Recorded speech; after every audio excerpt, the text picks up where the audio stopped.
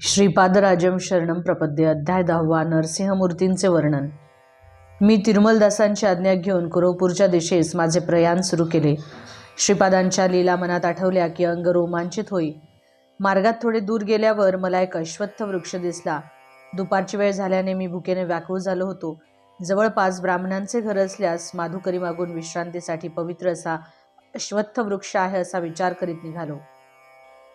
त्या अश्वत्थाखाली कोणीतरी विश्रांती घेत असल्याचे मला दिसले. जवळ जाऊन पाहिले तर त्या मनुष्याने यज्ञोपवीत धारण केलेले होते. मी अश्वत्थाजवळ गेलो तेव्हा त्या व्यक्तीने आदराने मला बसण्यास सांगितले. त्यांचे नयन करुणारसाने भरले होते. त्यांच्यासमोर एक झोळी होती. त्यात खाद्यपदार्थ काही नव्हते, परंतु एक ताम्रपत्र तेवढे होते.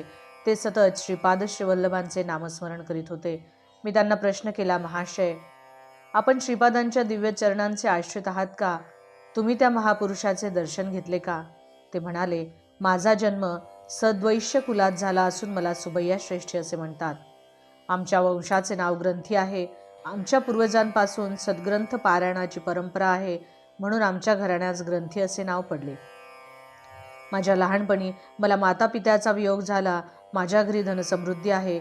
मी दूर देशात जाऊन अनेक प्रकारचे व्यापार करतो.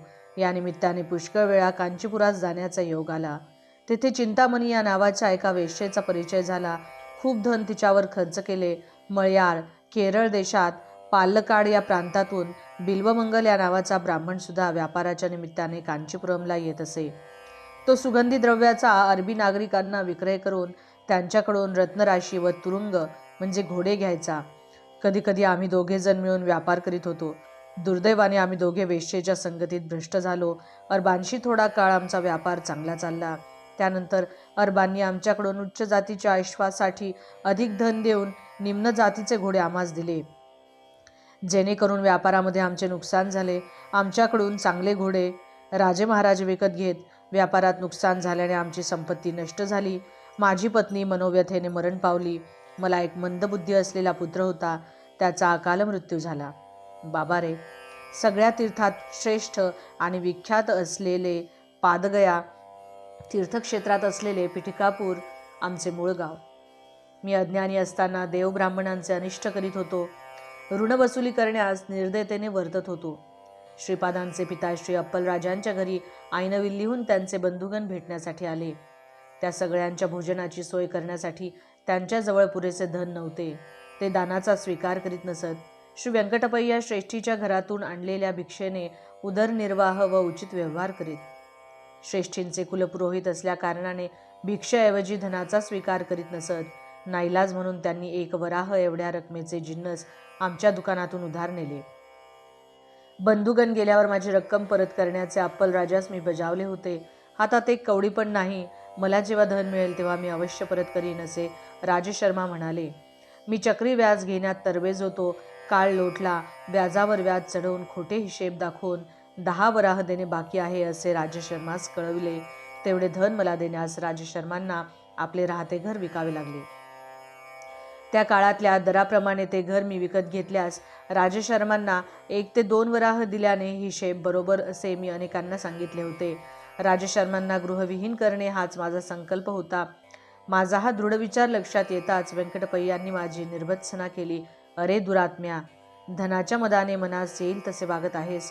आमच्या कुलपुरोहिताचा अपमान झाल्यास आमचा अपमान झाल्यासारखे. तू तुझी वागणूक बदल, नाहीतर घोर आपत्ती संभवेल. अग्निहोत्रापेक्षा पवित्र असलेल्या राजशर्मास तू असले कष्ट देतोस, या कारणाने रौरवादी नरकास जाशील.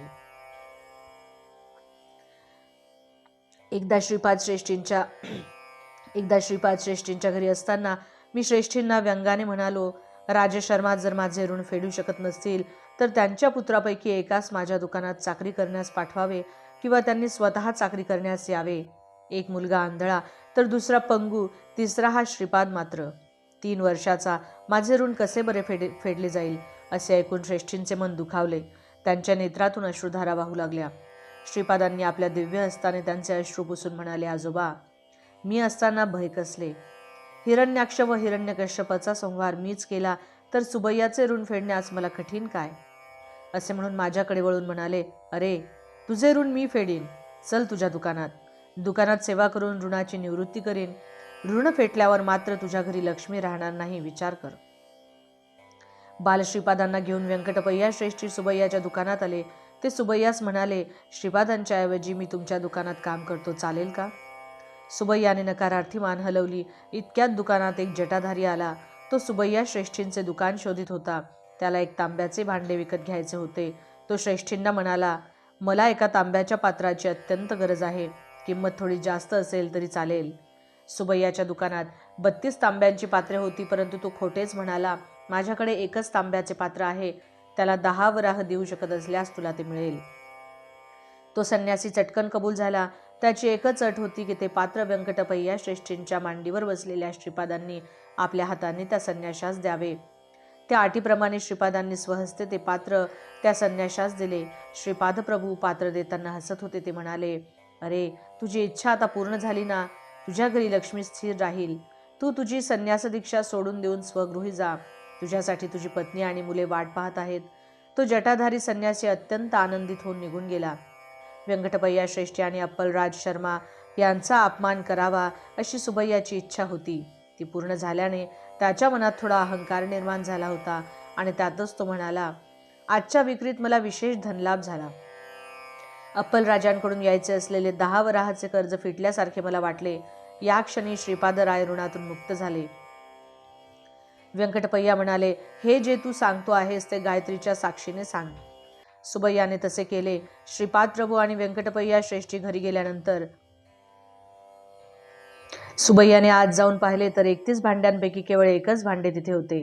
श्रीपाद प्रभूंच्या लीला अनाकलनीय अचिंत्य होत्या. त्यांच्या समक्ष जे बोलू ते वचन खरे होत असे.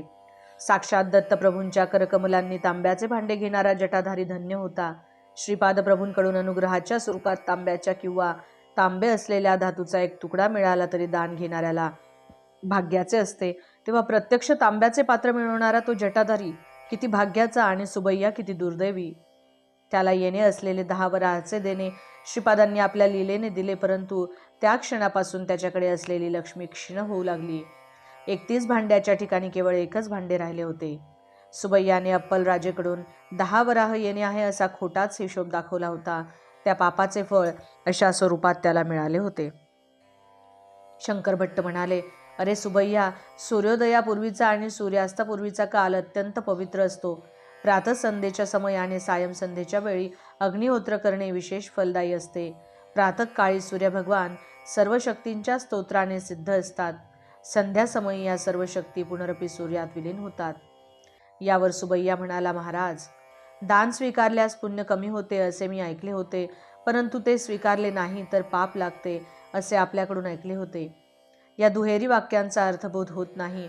तसेच श्रीपाद स्वामी श्री दत्तात्रेयांचे अवतार असे म्हणतात, तेच नरसिंह स्वामींचा अवतार, शंकराचा अवतार असे काही जण म्हणतात. शिवामध्ये अनुसूयेचे तत्व कसे अंतर्भूत आहे हे समजत नाही. कृपया या सर्वांचा खुलासा करावा. परंतु या प्रश्नांचा खुलासा करण्या अगोदर सर्वांना भूक लागली असल्याने जेवणाचा बेत ठरला. आश्चर्याची गोष्ट अशी की त्या लहानशा जागेमध्ये एका तांब्याच्या भांड्याशिवाय दुसरे काहीच नव्हते. 2 केळीची पाने सुबैयाने आणली. शंकर भट्ट नदीवर जाऊन शुचिरभूत होऊन आले. जेवणासाठी भात आणि दोडकाच्या वरणाचा बेत होता. केळीची पाने जेवणासाठी घेतली व पळसाच्या पानांचे द्रोण तयार केले. त्या जटाधारी संन्यासाने डोळे मिटून क्षणभर ध्यान केले आणि जवळच्या तांब्याच्या पात्रातून द्रोणात पाणी टाकले. त्यानंतर त्याच भांड्यातून दोडक्याचे चवदार वरण वाढले व नंतर भात वाढला. ते अमृतासमान जेवण करून आम्ही दोघे तृप्त झालो. रिकाम्या भांड्यातून प्रथम पाणी नंतर अन्न येणे हा एक दैवी चमत्कारच होता. भोजनानंतर ते भांडे रिकामेच होते. शनिवार प्रदोष समयी केलेल्या शिवार्चनाचे फलित. श्रीपादस्वामी सकल देवता स्वरूप आहेत. शनिदेव कर्मकारक आहेत. ग्रहांमधील छायाग्रह राहू केतूतील राहू शनीमुळे फल देतो, केतू मंगळामुळे फल देतो. कर्मकारक असणारा शनी कर्मसाक्षी असणाऱ्या सूर्याचा पुत्र असल्याने शनिवारची सायंकाळ शक्तिमान असते. चतुर्थी आणि त्रयोदशी राहूस बलवान असतात. शनी त्रयोदशीच्या महापर्व काळात सायंकाळी शिवाराधना केल्यास मानवाच्या पूर्वजन्मात केलेल्या पापांचे फल नष्ट होते. श्रीपाद श्रीवल्लभांचा अवतार मंगळ ग्रहाच्या चित्रा नक्षत्रावर झाला असल्याने त्या नक्षत्रावर श्रीपाद प्रभूंची पूजा केली असता सर्व ग्रह दोषाचे शमन होते. युद्ध, आपदा, शस्त्रास्त्रांनी येणारा अकाल मृत्यू, ऋणग्रस्तेतून उद्भवणारी संकटे याचे कारण मंगळ ग्रह असतो. चित्रा नक्षत्रावर किंवा मंगळवारी श्रीपादस्वामी अरुणवर्णाप्रमाणे प्रकाशमान होतात. कर्ज म्हणजे पाप, अरुण म्हणजे पाप नसणारा, पापरहित. त्या दिवशी श्रीपाद प्रभू साक्षात अरुणाचलेश्वराचे रूप असतात. व्यंकटपय्या श्रेष्ठी, नरसिंह वर्मा आणि बापनार्यालू शनिप्रदोषाच्या दिवशी शिवाराधनेत सहभागी होत. त्या दिवशी अप्पलराज शर्मा यांनी सुद्धा मोठ्या श्रद्धाभावाने त्या आराधनेत भाग घेतला होता. अखंड लक्ष्मी सौ सुमती महाराणी शिवस्वरूपातील अनुसूया महातत्वाचे ध्यान करीत असे. त्या महातपाचे फलस्वरूप म्हणून श्रीपादस्वामींचा अवतार झाला. या कारणाने व्यंकटपय्या श्रेष्ठी, नरसिंह वर्मा अथवा बापनार्यालूकडून धन स्वीकारले ते दान होत नाही, परंतु त्यांच्याकडून धन न स्वीकारल्यास महापाप आहे, असे श्रीपादस्वामी आपल्या पित्यास न बोलता सांगू इच्छित होते. श्रीपादप्रभू सकल देवतांचे स्वरूप आहेत. सर्व देवतांच्या अतीत असणारे हे महान तत्व आहेत. त्यांचे दर्शन, स्पर्श आणि संभाषण ज्या भाग्यवंतांना लाभले ते धन्य होत. श्रीपादवल्लभांच्या असाधारण लीलेने त्यांनी आपल्या पित्यास ऋणमुक्त केल्याची वार्ता पेठिकापुरम गावात दावानलासारखी पसरली.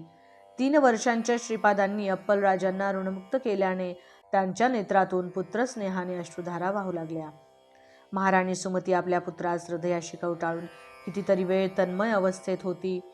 त्यावेळी त्यांच्या घरी व्यंकटपय्या श्रेष्ठी, नरसिंह वर्मा, बापनार्या आणि सुबैया आले होते. सुबैयाने सर्व वडीलधाऱ्या मंडळींसमोर श्री राजशर्मांचे ऋण देणे फिटले असे सांगितले. यावर श्रीपादप्रभू म्हणाले, पित्याला ऋणमुक्त करणे पुत्राचा धर्मच असतो. कोणीतरी जटाधारी येऊन 10 वराह देऊन तांब्याचे भांडे घेऊन गेला, त्यामुळे माझे कर्ज कसे फिटले असे राजशर्मांनी विचारले. अशा प्रकारे अनेक रसपूर्ण क्रिया प्रतिक्रिया झाल्या.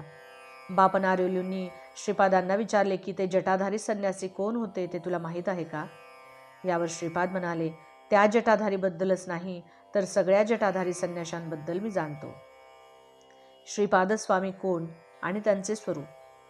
बापनार्यालू श्रीपादांना म्हणाले, तू 3 वर्षांचा बालक आहेस, परंतु मोठ्या माणसासारखा बोलतो आहेस. सर्वांबद्दल माहिती असावयास तू सर्वज्ञ आहेस काय? यावर श्रीपाद म्हणाले, मी 3 वर्षाचा आहे असे तुम्हाला वाटते, परंतु मला तसे वाटत नाही. माझे वय अनेक लक्ष वर्षाचे आहे. मी या सृष्टीच्या पूर्वी होतो, प्रलयानंतर सुद्धा राहणार आहे. सृष्टीच्या निर्मितीच्या वेळी मी होतो. माझ्याशिवाय सृष्टीची उत्पत्ती, स्थिती आणि लय होऊच शकत नाही. मी साक्षीभूत होऊन सर्व व्यवहाराचे अवलोकन करतो. यावर बापनाचार्यालू म्हणाले, श्रीपादा, लहान मुलांनी आपण चंद्रमंडळात आहोत असा केवळ विचार केल्याने आपण चंद्रमंडळात असतो असे नाही. प्रत्यक्ष अनुभव असावयास हवा. सर्व ज्ञान, सर्व व्यापकत्व, सर्व शक्तितत्व हे केवळ जगन्नियत्यांचे लक्षण आहे. यावर श्रीपाद म्हणाले, मी सर्वत्र स्थित असणारे आदितत्व आहे. त्या त्या प्रसंगानुसार, त्या त्या ठिकाणी आवश्यकतेनुसार मी व्यक्त होतो. साकार रूपात नसलो तर मी नाही असे होत नाही. जीवाच्या ठिकाणी मी अन्नमय, प्राणमय, मनोमय, विज्ञानमय, आनंदमय कोशात स्थित असतो. माझ्या अस्तित्वामुळे या पंचकोशांचे सर्व कार्यकलाप होत असतात. मी विशिष्ट कोशात आहे अशी अनुभूती तुला दिली तर त्या कोशात मी असल्याची जाणीव होते. मी तुला माझा अनुभव दिला नाही याचा अर्थ मी तेथे नाही असा मात्र होत नाही. मी सर्वव्यापी आहे. सर्व ज्ञान विज्ञान माझ्या चरणाशी लीन आहेत. माझ्या केवळ संकल्पाने ही सर्व सृष्टी निर्माण झाली. मी सर्वशक्तिमान आहे, यात आश्चर्य काय आहे? यावर अप्पलराज म्हणाले, बाळा, बालपणापासून तू म्हणजे आम्हाला एक कोडे आहेस. तू पुन्हा पुन्हा मी दत्तप्रभू, मी दत्तप्रभू असे म्हणतोस. नृसिंह सरस्वती या नावाने पुन्हा एकदा अवतरित होईन असे म्हणतोस. लोक तर कावळे आहेत. पिठिकापुरममधील ब्राह्मण तर नरक लोकातील लोखंडी कावळ्यांपेक्षा सुद्धा भयंकर आहेत. ते या सगळ्यालाच मनचांचल्य आणि बुद्धिभ्रष्टता असे म्हणतात. आपण ब्राह्मण आहोत. आपण विधियुक्त धर्मकर्माने आचरण करणे चांगले आहे. याखेरीज तुला देवाचा अंश असलेले अवतारी पुरुष आहे असे म्हणणे म्हणजे केवळ अहंकाराने म्हणतो आहोत असे ते मानतात. यावर श्रीपाद प्रभू म्हणाले, तात, आपण सांगता ते मी अमान्य करीत नाही, परंतु खरे ते सांगितले पाहिजे ना. पंचभूताकडून साक्ष देण्याची वेळ आल्यास मी दत्तप्रभू नाही असे सांगणे म्हणजे असत्य भाषणाचा दोष लागणार नाही का? नभोमंडलातील सूर्याला तू सूर्य नाहीस असे म्हटल्याने तो सूर्य नाही असे होईल का? सत्य देश कालबाधित असते. आपल्या पिठिकापुरममधील ब्राह्मण स्वतः देहधारी मनुष्य समजून जसे मनुष्यत्वाचा अनुभव घेत आहेत त्या प्रकारे मी सुद्धा सर्वज्ञत्व, सर्वशक्तित्व, सर्वंतर्यामित्व असलेले दत्त आहे. हे तत्व मी सारखे पदोपदी सर्वांच्या अनुभूतीस आणून देत आहे. युगामागून युगे जाऊ शकतात, अनेक जगत सृष्टी स्थिती लयाला जाऊ शकतात, परंतु साक्षात दत्त असणारा मी दत्त नाही असे कसे होईल?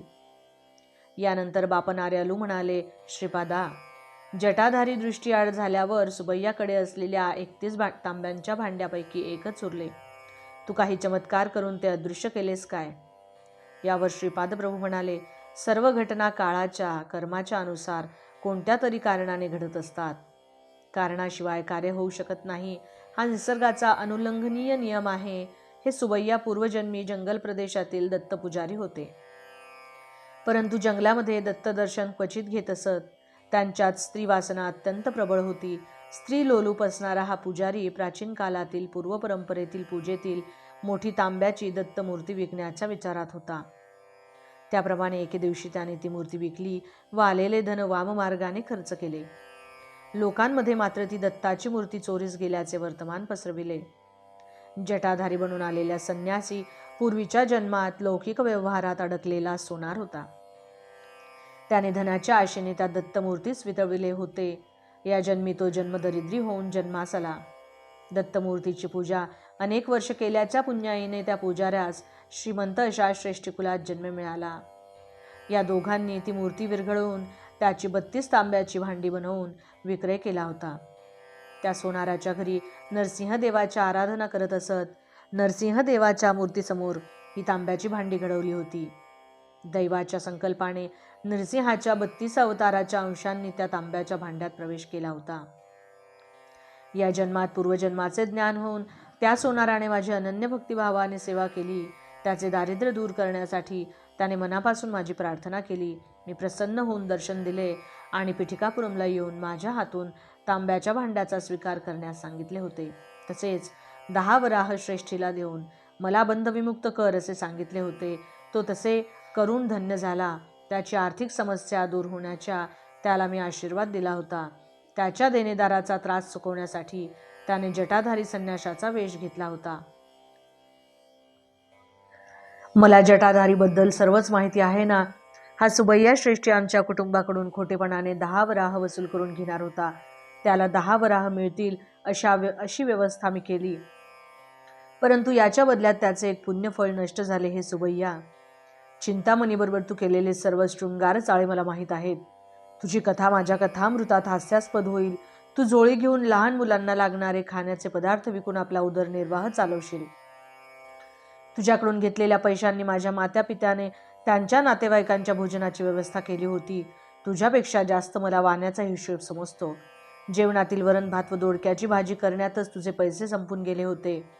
बाकीच्या खर्चासाठी माझ्या वडिलांच्या कष्टाचे पैसे खर्च झाले होते. तुला अन्नान्न दशा आली म्हणजे तुझ्याकडे असलेल्या तांब्याच्या पात्रातून तुला पाणी, वरण भात व दोडकेच प्राप्त होतील. ते तू खाऊन इतरांना खाऊ घालण्या इतपतच मिळतील असे श्रीपाद प्रभू तीव्रतेने म्हणाले. श्रीपाद प्रभूंचे मुखमंडल दिव्य प्रखर तेजस्वी असे दिसत होते. त्यांचे डोळे अग्नीच्या गोळ्याप्रमाणे लाल दिसत होते. ते पुढे म्हणाले, हे सुबैया श्रेष्ठी, आज रात्री तुझ्या घराच्या दक्षिण दरवाजाजवळ एक म्हैस येईल. तुझा अंतकाळ जवळ आल्याचे तुला कळावे यासाठी यमधर्मराजाने पाठविलेला तो निरोप आहे. मी तुझ्यावर एक अनुग्रह करीत आहे. तू स्वतःच्या हाताने स्वयंपाक करून दोडक्याचे वरण आणि भात त्या म्हशीला खाऊ घाल. त्या म्हशीची एकच इच्छा तू पूर्ण कर. ते अन्न खाल्ल्यावर तुझ्याऐवजी ती म्हैस मरून जाईल, परंतु त्या क्षणापासून तू खूप गरीब होत जाशील. तू झोळी घेऊन मी सांगितलेले काम कर. त्यानंतर तुझी अन्नान्न दशा झाल्यावर मी अनुग्रह केलेल्या तांब्याच्या भांड्याचा तुला उपयोग होईल, अशा कडक शब्दात श्रीपाद प्रभू म्हणाले. त्यावेळी व्यंकटपय्या श्रेष्ठी रागात असलेल्या श्रीपादांना पाहून भयभीत झाले. त्यांनी श्रीपादांना असे रागात आलेले कधी पाहिले नव्हते. तेव्हा श्रीपाद म्हणाले, आजोबा, घाबरलात का? मी नरसिंहमूर्तीच आहे. तुम्हाला वर देऊन तुमच्यावर कृपा करीत आहे. वाणी कुळातील लोकांना शाप देईन असे आपणास वाटले काय? माझी बहीण वासवीने तिच्या कुळातील लोकांना त्यांच्या सौंदर्यात थोडी त्रुटी असण्याचा शाप दिला होता. मी श्रीपाद त्याच तत्वाचा. सर्व वाणी निर्धन होतील असा शाप देईल अशी आपणास भीती वाटली काय? आपण घाबरू नका. दैवाला जात कुळ असे काही नसते, तसेच भक्तांना सुद्धा जाती कुळ नसते. आर्य वैश्यांचा आणि माझा अनुबंध फार जुना आहे. बापनार्यलू पूर्वीचे लाभाद महर्षींना. वाण्यांमध्ये लाभाद महर्षी गोत्र नष्ट झाले आहे. बापणाऱ्यांच्या सर्व वंशजांना अगदी कलियुगाच्या अंतापर्यंतच्या माझे आशीर्वाद आहेत. त्यांच्यावर माझा वरदहस्त सतत राहील. तुम्हाला दिलेली झोळी वेगळीच आहे, त्यात दत्त मिठाई भरून आहे. कितीही दिली तरी कमी होत नाही, परंतु ती कोणाला डोळ्यांनी दिसणार नाही. नृसिंहाच्या 32 अवतारातील सर्व लक्षणे माझ्या ठाई विराजमान आहेत. बापणाचार्यांची 33वी पिढी चालू असताना माझ्या जन्मस्थळी महासंस्थानाचे निर्माण होऊन त्यात माझ्या पादुकांची स्थापना होईल. तुमच्या वंशातील कोणत्याही पुरुषाने श्रीपाद श्रीवल्लभांच्या दिव्य भव्य रूपाची नवविधा भक्तीच्या कोणत्याही मार्गाने आराधना केल्यास श्री दत्तात्रेयांचे श्वान अदृश्य रूपात त्यांचा सांभाळ करतील. वेद पुराण उपनिषदे ही सर्व श्वानरूपात अदृश्य असून सदैव रक्षण करतील. इतक्यात व्यंकटपय्या श्रेष्ठींनी श्रीपाद प्रभूंना प्रेमाने जवळ घेतले. त्यांच्या डोळ्यातून आनंदाश्रू वाहू लागले. बापणाऱ्यांच्या तोंडातून शब्द फुटत नव्हते. सुमती माता हे सर्व स्वप्न आहे का वैष्णवी माया, अशा संदेहात पडली. अपलराज शर्मांचे मन स्तंभित झाले. श्रीपादांचे दोन्ही मोठे भाऊ त्यांच्याकडे भीत भीत बघत होते. हा आमचा धाकटा भाऊ की दत्तप्रभू? ही काय भानगड आहे, असा विचार ते करू लागले. नरसिंहवर्म्यांनी श्रीपादांना आपल्या मांडीवर घेतले. श्रीपादवर्म्यांना म्हणाले, आजोबा, आपण दोघे उद्या घोडागाडीतून आपली जमीन पाहण्यास जाऊया. तेथील भूमाता मला कित्येक दिवसापासून तुझ्या पदस्पर्शाने मला पावन केव्हा करणार, अशी ती आर्ततेने प्रार्थना करीत आहे. आर्तत्राण परायण हे माझे वचन आहे. तेव्हा वर्मा म्हणाले, अरे श्रीपादा, माझे एक छोटे सांगणे आहे. आपल्या पिठिकापुरमजवळ आमची एक जमीन आहे ना, तेथेच एक छोटे गाव वसवून तेथील लोकांकडून शेती करून घ्यावी. गावकऱ्यांना कमी पैशात शेती कसायला देऊन जमीनदारीचा व्यवहार पाहण्यासाठी तुझ्या वडिलांना कुलकर्णीपद द्यावे, असा माझा विचार आहे. परंतु सध्या हे कुलकर्णीपद आपल्याकडे नाही ना. यावर श्रीपाद प्रभू हसून म्हणाले, आजोबा, तुम्ही तुमच्या जमीनदारीचा विचार केला, परंतु माझ्या जमीनदारीचा विचार नाही केला. हे मला मान्य नाही. अगोदर वडिलांना कुलकर्णीपद करा म्हणावं, त्यानंतर तू कुलकर्णीपद सांभाळायचे आहे, असे वर्मा म्हणाले. घंडीकोटात श्रीपाद श्रीवल्लभराज शर्मा अमुक गावचा कुलकर्णी होता, एवढेच केवळ इतिहासात शिल्लक राहील. जे कुलकर्णीपण मी करणार आहे ते विश्वात्मक आहे. माझे हिशोब मला आहेत. दररोज कोट्यावधी पुण्यराशींची उलाढाल होताना दिसत आहे. माझ्या अवताराचे प्रयोजन विश्वकुंडलिनीला हलवून टाकायचे आहे. मानवात असल्याप्रमाणे गावाला, शहराला, पुण्यक्षेत्रांना सुद्धा कुंडलिनी असते. सांद्र सिंधुवेद यांचे ज्ञान ज्यांना आहे अशांनाच अवगत होऊ शकणारे हे योग रहस्य आहे. पिठिकापुरमची कुंडलिनी बापनार्यलू, व्यंकटपय्या श्रेष्ठी आणि वत्सवाई यांच्या 33व्या पिढीमध्ये जागू शकते. आताच काय घाई आहे? दैववशाने तुम्हाला लाभलेल्या या महापुण्य काळातील प्रत्येक क्षणाचा सदुपयोग करून घ्यावा. श्रीपादप्रभूंच्या या वक्तव्यानंतर त्यांनी पिठिकापुरमला कायमचे राहावे असा नरसिंहवर्मांनी प्रयत्न केला. श्रीपादप्रभूंचे वैभव माझ्या अज्ञान जवळजवळ भरलेले आहे. श्रीपाद श्रीवल्लभ, मी स्वतः श्रीकृष्ण आहे असे म्हणत त्यावेळी सामान्य लोकांना ते हास्यास्पद वाटे. त्या अज्ञानातून मी प्रश्न केला, श्रीपादा, तू स्वतःला श्रीकृष्ण म्हणवतोस, तर अष्टभार्या 16 सहस्त्र गोपिका सुद्धा या अवतारात आहेत काय? यावर मंद हास्य करून श्रीपाद प्रभू म्हणाले, माझ्या अष्टविधा प्रकृतीच अष्टभार्या आहेत. या माझ्या शरीरातून दश दिशांमध्ये शक्ती स्वरूप असणारी स्पंदने क्षणाक्षणाला परिवर्तित होत आहेत. अशा प्रकारे प्रत्येक क्षणाला एका कलेमधून शरीर, मन आणि आत्मतत्वामधून 1000 स्पंदने परावर्तित होतात. माझा अवतार 16 कलांनी परिपूर्ण असा आहे. या प्रकारे 16 कलांमधून एकूण 16,000 स्पंदने परिवर्तित होतात. याच माझ्या 16,000 गोपिका आहेत.